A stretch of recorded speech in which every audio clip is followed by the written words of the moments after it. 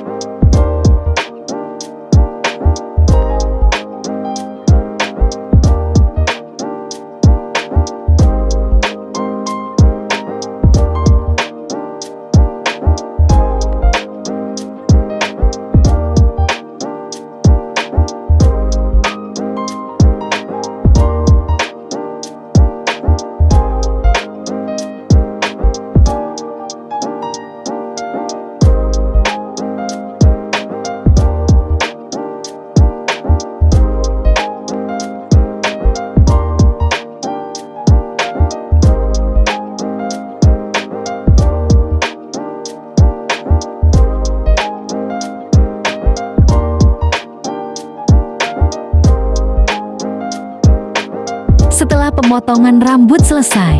Selanjutnya kita catok dan terakhir kita beri sedikit staleng, dan ini dia hasilnya.